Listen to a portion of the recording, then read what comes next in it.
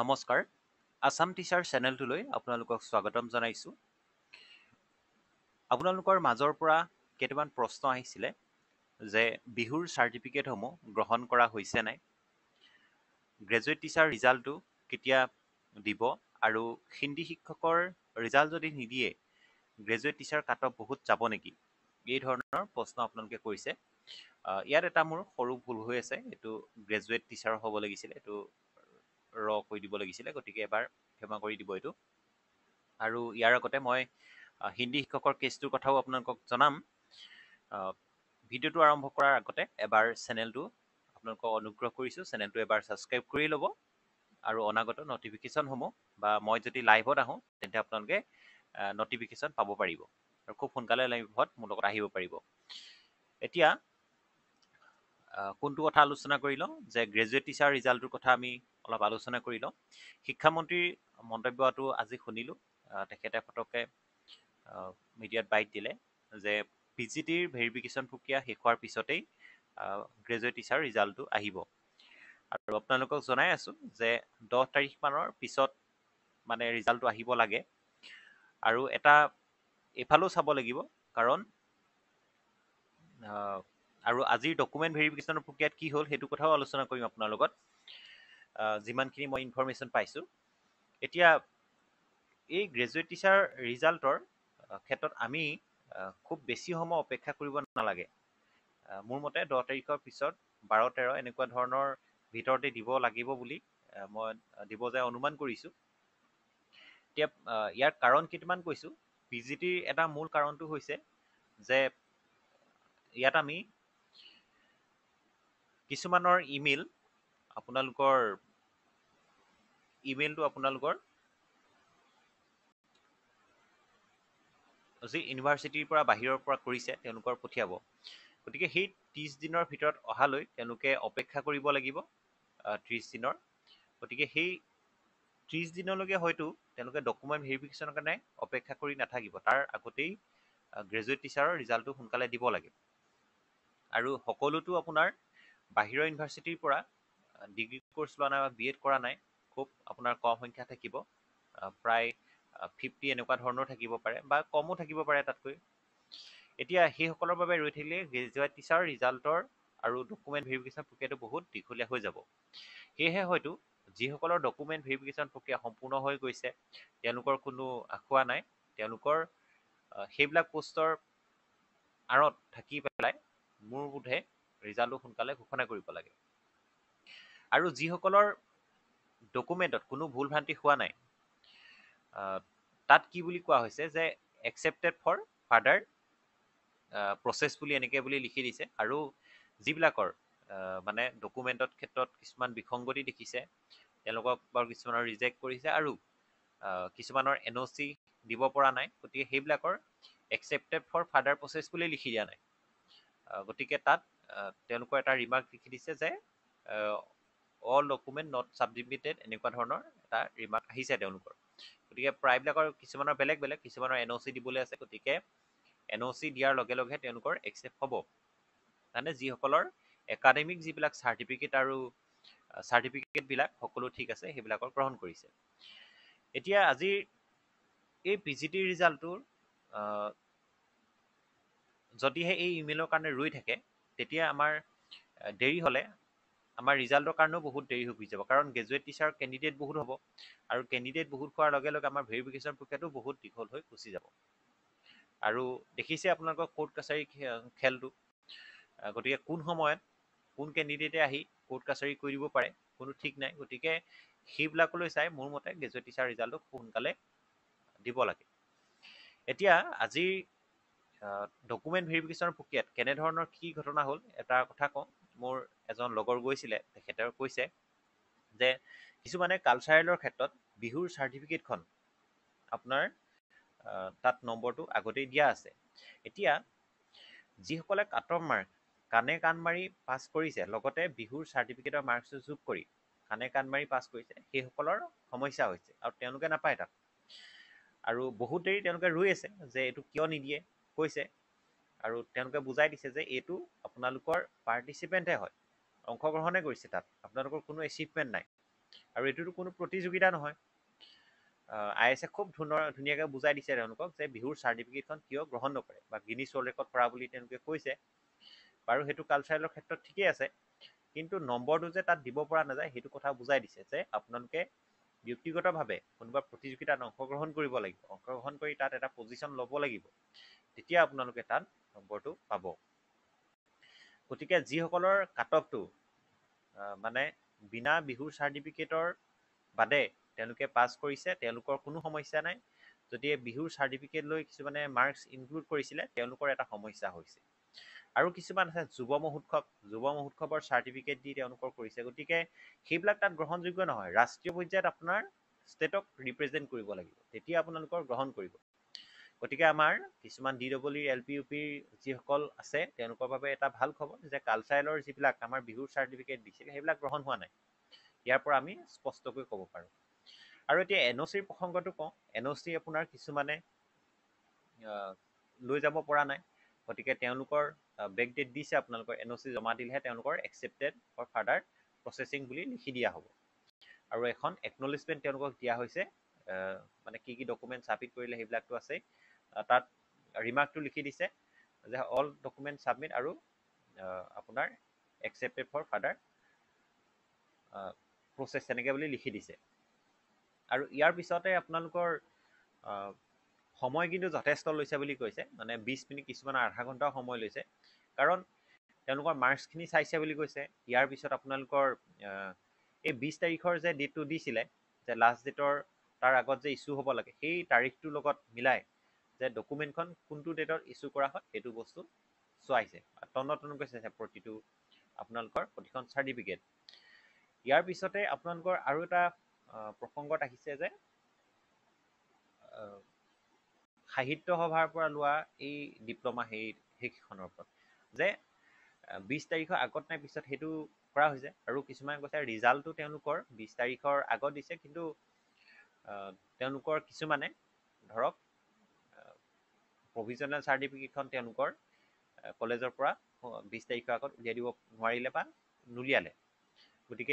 গতিকে সেইবিলাক ডকুমেণ্টৰ ক্ষেত্ৰত সমস্যা হৈছে, সেইটো কথা কৈছে। আৰু যিবিলাকৰ ৰিজাল্ট আপোনাৰ 10 তাৰিখ তেনেকুৱাবিলাকত দিছে, তেওঁলোকৰ প্ৰভিজনেল চাৰ্টিফিকেট যি লৈ গৈছে তেওঁলোকৰ কোনো সমস্যা হোৱা নাই। গতিকে যিসকলে মোক কৈছিলে যে প্ৰভিজনেল চাৰ্টিফিকেট গ্ৰহণ কৰিব নাই, কোনো সমস্যা নাই, প্ৰভিজনেল চাৰ্টিফিকেটখন আপোনাৰ গ্ৰহণ কৰিব, যিহেতু ইউনিভাৰ্চিটিৰ পৰা অহাটো পলম হয়। গতিকে সেইটো আছিলে বিষয়। আৰু একাংশৰ বাবে এটা বেয়া খবৰ, কাৰণ বিহুৰ চাৰ্টিফিকেট দি যদিহে কাণে কাণ মাৰি আপোনালোকে তাত পাছ কৰিছিলে, তাততো আৰু উপায় নাই আপোনালোকৰ, যদিহে আপোনালোকৰ তাত গ্ৰহণ কৰা হ'লে আপোনালোকে পালেই হ'লে, গতিকে উপায় নাই। গতিকে এনেকুৱা ধৰণৰ কিছুমান কেণ্ডিডেটৰ বাবে এতিয়া ভাবিছোঁ কিছুমান পোষ্ট খালী হ'ব, আৰু কেইটামান পদ বাৰু খালী হৈছে যিমান দূৰ মই গম পাইছোঁ। এতিয়া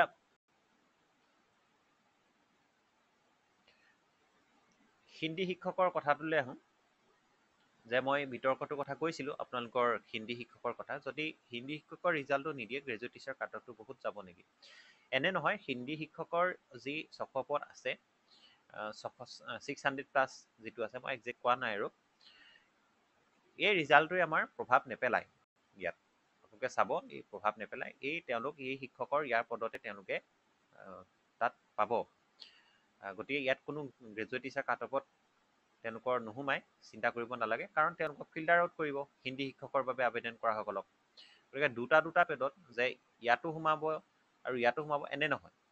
যিদৰে ছায়েন্সৰ আৰু মেথছৰ সকলক ফিল্টাৰ আউট কৰিব, মেথছৰ মেজৰ সকলক ছায়েন্সৰ লিষ্টৰ পৰা আনি তেওঁলোকক মেথছত আনিব, গতিকে সেইবিলাক তেওঁলোকে প্ৰক্ৰিয়া কৰি থৈছে, গতিকে কোনো সমস্যা নাই। এতিয়া আপোনালোকৰ এই কাট অফটো বেছি নাযায়, আপোনালোকৰ হিন্দীসকলৰ ইমান চিন্তা কৰিব নালাগে। আপোনালোকৰ যিটো কেছ চলি আছে, কেছ নকৰা হ'লেও আপোনালোকৰ কাট অফ বহুত কম যাব। আপোনালোকে চাব 600 পদ বহুত, হিন্দী ইমান শিক্ষক নাই আৰু হিন্দী ইমান কেণ্ডিডেট নাই, চিন্তা কৰিব নালাগে। আপোনালোকৰ ইয়াত কাট অফ বহুত কম যাব, যেতিয়া আহিব আপোনালোকে গম পাব। আৰু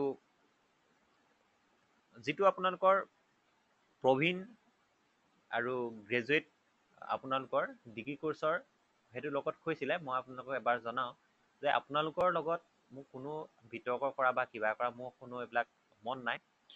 আৰু যিটো মই কথা কৈছিলোঁ প্ৰবীণৰ কথা, কোৰ্চটোৰ কথা, মই যিটো আপোনালোকৰ ইনফৰমেশ্যন নেটত পাইছিলোঁ যে প্ৰবীণটো এবছৰীয়া বুলি তাত লিখা আছে, মই সেইটোকে দেখাইছোঁ। আৰু মই প্ৰবীণ কোৰ্চ বা হিন্দী কোৰ্চ মই এইবিলাক ক'তো কৰা নাই। কিন্তু আপোনালোকৰ নেটত মই যিটো চাইছোঁ, আপোনালোকৰ অফিচিয়েল ৱেবছাইটত গৈ গৈছোঁ, তাত 1 year বুলি লিখা আছে। এতিয়া কথা হ'ল কি, আপোনালোকৰ কমেণ্টত দিছে যে প্ৰবীণটো 2 বছৰীয়া, তাতে এজনে লিখিছে যে প্ৰবীণটো এবছৰতো সম্পূৰ্ণ কৰিব পাৰি বুলি লিখিছে। কিছুমানে কৈছে এবছৰত খুব কষ্ট হয়, 2 বছৰ কৰিব পাৰে। গতিকে এবছৰতে কৰে, 2 বছৰতে কৰে, মই কৈছোঁ যে এবছৰত কৰে, গতিকে আপোনালোকে 2 বছৰটো সম্পূৰ্ণ কৰিছে, সেইটোতো কি কথা আছে ইমান বিতৰ্ক কৰিবলগীয়া কথাটো। কাৰণ এতিয়া আপোনালোকৰ আমি যেতিয়া ডিগ্ৰী পঢ়িও আমাৰ ডিগ্ৰী 3 বছৰীয়া, এতিয়াহে সলনি হৈছে 4 বছৰ যিটো হৈছে। কিন্তু আমি যেতিয়া ডিগ্ৰী 3 বছৰীয়া পঢ়োঁ, তাত আপোনাৰ 5 বছৰৰ ভিতৰত ডিগ্ৰীটো সম্পূৰ্ণ কৰিব লাগে। 5 বছৰ বুলি তাত লিখা নাথাকে আপোনাৰ, আমি ডিগ্ৰী 3 বছৰীয়া বুলিহে কওঁ। কিন্তু যিসকলৰ ব্ৰেক লাগে তেওঁলোকৰ 5 বছৰৰ ভিতৰত সম্পূৰ্ণ কৰিব লাগে। এতিয়া হয়তো আপোনালোকৰ তেনেকুৱা ধৰণৰ হ'ব পাৰে, যিসকলৰ আপোনাৰ এটা লিমিট ৰাখিছে চাগৈ, আপোনালোকৰ যদিহে কোনোবাই পৰীক্ষা দিব নোৱাৰে বা কিছুমানৰ ৰিজাল্ট বেয়া হ'ব পাৰে, গতিকে 2 বছৰৰ ভিতৰত সমাপ্ত কৰিব পাৰে। গতিকে এইটো একো বিতৰ্ক কৰিব লগা কথা নহয়। আৰু আপোনালোকে পঢ়িছে, আপোনালোকে ভালদৰে জানে। গতিকে মই সেই কথাটোৱে কৈছোঁ যে আপোনালোকৰ, আৰু মোৰ কোনো আক্ষেপ নাই যে আপোনালোকে প্ৰবীণ পঢ়োঁতে আগত বহুতখিনি পঢ়ি আহিব লাগে, সেইটোও হয়। মই কৈছোঁ যে অকল প্ৰবীণ কোৰ্চটো যে 1 year বুলি লিখা আছে, মই সেইটোৱে দেখাইছোঁ আপোনালোকক, তাততো মই একো দেখুওৱা নাই। আৰু কোনেও পেৰাড্ৰপ কৰি পেলাই প্ৰবীণ কোৰ্চটো কৰিবই নোৱাৰে। তাৰ আগত আপোনালোকৰ বেছিক যিখিনি হিন্দী সেইখিনি লাগিব, আপোনাৰ প্ৰভূত সেইখিনি পঢ়িব লাগিব, সেইখিনি পঢ়ি আপুনিহে সেইখিনি কোৰ্চ কৰিব লাগিব। গতিকে বিষয়টো তেনেকুৱা। গতিকে ডিগ্ৰী কোৰ্চ কৰিবলৈ হ'লেও আপুনি হায়াৰ ছেকেণ্ডেৰী পঢ়িব লাগিব। হায়াৰ ছেকেণ্ডেৰী পঢ়িবলৈ আপুনি কি কৰিব, মেট্ৰিক পঢ়িব লাগিব। কোনেওতো ডিগ্ৰীত একেদিনাই জাম কৰাহি নাই, বা ছেকেণ্ড ছেমিষ্টাৰ পঢ়িবলৈ ফাৰ্ষ্ট ছেমিষ্টাৰ পঢ়িব লাগিব। গতিকে 6টা ছেমিষ্টাৰ পঢ়িব লাগিব আপুনি। কথাটো তেওঁলোকৰ ফালেও সেইটো। গতিকে কথাটো সেইটো যে মোৰ আপোনালোকৰ প্ৰবীণ পঢ়ক বা ডিগ্ৰী কোৰ্চ, তাৰ লগত মোৰ সমস্যা নাই। আপোনালোকৰ যি কোৰ্টৰ কেছটো, সেই কোৰ্টৰ কেছটো খুব সোনকালে আহক আপোনালোকৰ, যাতে আমাৰ ৰিজাল্টত যাতে কোনো ধৰণৰ প্ৰভাৱ নপৰে। নহ'লে আমাৰ বহুত দেৰি হৈ যাব, আৰু পিছত আহি বহুতে কোৰ্ট কাছাৰী কৰি পেলাই আমাৰ চাকৰি বহুত দেৰি কৰি দিব। এতিয়া মই ভাবোঁ মোৰ যিমানসকল ভিউৱাৰ্ছ আছে, আপোনালোকে সকলোৱে চাকৰি পাওক।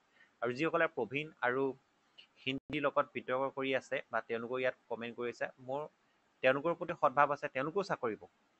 আৰু চাকৰি এটা পোৱাটো সকলোৱে বিচাৰে, কাৰণ সময় গৈ আছে, আৰু মাজতে বা কি বিবাদ আহে ঠিক নাই। যিহেতু যুদ্ধৰ কাৰণে দেৰি হৈ গুচি গ'ল অলপমান প্ৰক্ৰিয়াবিলাক, গতিকে যুদ্ধ নহ'লেই আমাৰ হোৱা হ'লেতো আমি এইটোও আশা কৰিব নোৱাৰোঁ। গতিকে সোনকালে আমাৰ কোন সময়ত কি হৈ যায় কি ঠিক, সেইকাৰণে কৈছোঁ সোনকালে ৰিজাল্টটো হ'ব লাগে। এইবিলাক কোৰ্ট কাছাৰী কৰি আৰু একো লাভ নাই। আপোনালোকে আশা কৰক, মই ভালটোৱে চিন্তা কৰোঁ আপোনালোকৰ। সকলোৱে ৰিজাল্ট আহক, মোৰ যিমানবিলাক ছাবস্ক্ৰাইবাৰ আছে সকলোৱে চাকৰি পাওক, আৰু ছাবস্ক্ৰাইব কৰি দিয়ক, আপোনালোকেও পাওক চাকৰি। আৰু মোৰ মনটো অলপ ভাল লাগক, তেতিয়া ভিডিঅ' বনাই থাকিবলৈ মোৰ ভাল লাগে। আৰু যিমানবিলাক ভিউৱাৰ্ছ আছে আপোনালোক সকলোৱে পাব, নিশ্চিন্ত থাকক, সকলোৱে পাব। আৰু কাট অফটো বহুত কম যাব, চিন্তা কৰিব নালাগে। মেথছৰ আপোনাৰ 30-40 পায়ো আপোনালোকৰ পাব। আপোনাৰ জেনেৰেলৰ 60 ওপৰত নাযায়, মেথছৰ চিন্তা কৰিব নালাগে। আৰু আৰ্টছৰ আপোনাৰ ধৰক আপোনাৰ মই মেক্সিমাম যদি কওঁ আৰ্টছৰ আনৰিজাৰ্ভৰ 70 হ'ব লাগে, বা 70 ওপৰত নাযায়, আপুনি চিন্তা কৰিব নালাগে, তাতকৈ কমেই আহিব। আৰু OBCৰ 60-61 এনেকুৱা ধৰণৰ আহিব লাগে। আৰু যদি কম যায় আনৰিজাৰ্ভৰ 66, 64 এনেকুৱা ধৰণৰ, গতিকে আশা ৰাখক 61, 60ও যদি কাৰোবাৰ আছে আহি যাব পাৰে। গতিকে মনটো নেভাঙিব, কাৰণ অসমীয়া আৰু হিষ্ট্ৰী আপুনি দেখিলেই যে কিমান কমি গুচি গ'ল। গতিকে মই কোৱাতে ইমান বিশ্বাস কৰি নাথাকিব। কাট অফটো কিন্তু কমিব, কাট অফটো বেছি নাযায়, কাট অফটো কমিব, আপুনি চিন্তা নকৰিব। আৰু আপোনালোকৰ হিন্দী শিক্ষকৰ ক্ষেত্ৰতো আপোনালোকৰ 55, 58 এনেকুৱা ধৰণৰ কাট অফ আশা কৰক। আৰু SC ST সকলক 45, 43 এনেকুৱা ধৰণৰ পালেও আপোনালোকে পাব। এতিয়া ভিডিঅ'টো ইমানেই আছিলে, আৰু আজিৰ ডকুমেণ্ট ভেৰিফিকেশ্যনৰ খবৰটো আপোনালোকক দিলোঁ। আৰু আজি আপোনালোকৰ কোনসকল ছাৰ বাইদেউসকলৰ ডকুমেণ্ট ভেৰিফিকেশ্যন হৈ গ'ল, এবাৰ কমেণ্টত জনাব যে আপোনালোকৰ ডকুমেণ্ট ভেৰিফিকেশ্যনৰ কি কি প্ৰক্ৰিয়া হ'ল, আৰু কিবা সমস্যা হৈছিলে নেকি, আৰু খুব ভালকৈ হৈ গ'লনে, সেই কথাটো আপোনালোকে জনাব। আৰু ডকুমেণ্ট ভেৰিফিকেশ্যনৰ প্ৰক্ৰিয়াটো যে আৰু মানে ডেট দিছে নেকি আপোনালোকৰ, মানে 7-8 তাৰিখ তেনেকুৱাটো মই নাজানো। গতিকে এবাৰ আপোনালোকে জনাবচোন বাৰু যে আৰু কোনটো ডেটলৈ দিছে, বা NOC সম্পৰ্কত কি ক'লে সেই কথাটো ক'ব। আৰু বাকী যিসকলৰ আমাৰ গ্ৰেজুৱেট টিচাৰসকল আছে, তেওঁলোকে এবাৰ NOCখন উলিয়াই ল'ব, নহ'লে আপোনালোকৰ এটা সমস্যা হ'ব। যিসকলে জনা নাই কথাটো কৈ দিছোঁ। আৰু লগতে আপোনালোকৰ যদিহে চাকৰি কৰি থকা অৱস্থাত নতুনকৈ কিবা কোৰ্চ এটা লৈছিলে তাৰ NOC-খন আপোনালোকে যদি উলিয়াইছিলে সেইখন এখন থৈ দিব। ভিডিঅ'টো ইমানেই আছিলে। ভিডিঅ'টো চোৱাৰ বাবে আপোনাক ধন্যবাদ জনাইছোঁ। বাৰু বিশেষ বিতৰ্ক কৰি নাথাকিব হিন্দী কোৰ্চটোৰ লগত। মোৰ কোনো বিতৰ্ক নাই, আপোনালোকে সকলোৱে পাওক। ভিডিঅ'টো ইমানেই আছিলে। ধন্যবাদ।